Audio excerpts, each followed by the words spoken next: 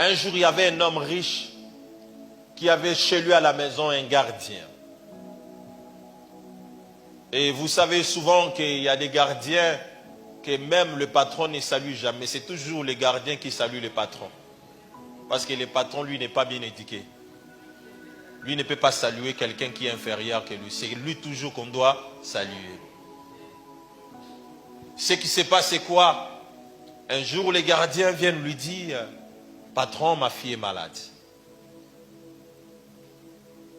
Son patron lui dit, ce n'est pas la fin du mois, je ne pourrai pas te donner l'argent, on attend jusqu'à la fin du mois.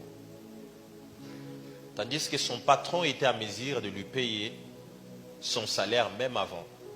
Le gardien lui a dit, s'il est possible, paye-moi au moins avant. Quand on arrivera à la fin du mois et tu n'auras plus besoin de me payer parce que j'avais déjà récupéré mon salaire. Parce que si on ne le fait pas, mon enfant va mourir. Et quand il arrive, son patron lui dit, je n'ai pas d'argent, tu dois attendre à la fin du mois. Qu'est-ce qui se passe? Quand le gardien arrive à l'hôpital, quelques temps après, son enfant est mort. Quand son enfant décède, le gardien n'a pas arrêté le boulot. Après avoir qu'il a enterré son enfant, il est retourné au travail. Plusieurs années après, le patron est tombé malade.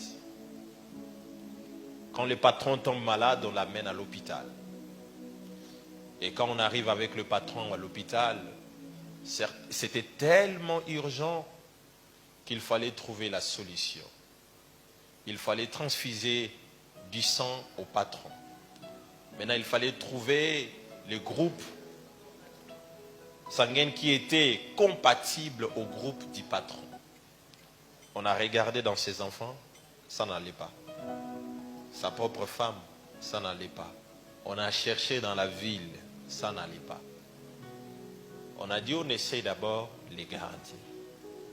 Quand on essaie les gardiens, on trouve que les groupes du gardien et celle du patron étaient compatibles. Maintenant, c'est au gardien maintenant de décider sur la vie de son patron. Vous comprenez très bien. C'est que la vie et la mort du patron étaient dans les mains du gardien. Est-ce que quelqu'un m'entend très bien? Ces jours-là, la femme du patron a pleuré pour dire au gardien, tu veux voir ton chef mourir. Le gardien lui a dit, mon chef a préféré aussi que mon enfant meure. Et le patron était décédé aussi ces jours-là. Pourquoi? C'est parce qu'il n'a pas tout simplement appris que dans les faiblesses de l'autre, je devais les relever. Peut-être que moi aussi, quand je serai faible, lui aussi il va me relever. C'est ce que nous oublions des fois. Ce que nous faisons, c'est quoi?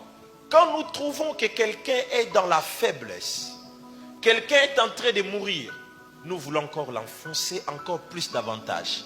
Mais nous oublions que le chemin est encore long. On n'est pas encore arrivé au bout. C'est que tant que tu n'as pas encore arrivé au bout, toute personne qui peut être dans ton entourage est utile pour ton avenir. Est-ce que quelqu'un m'entend?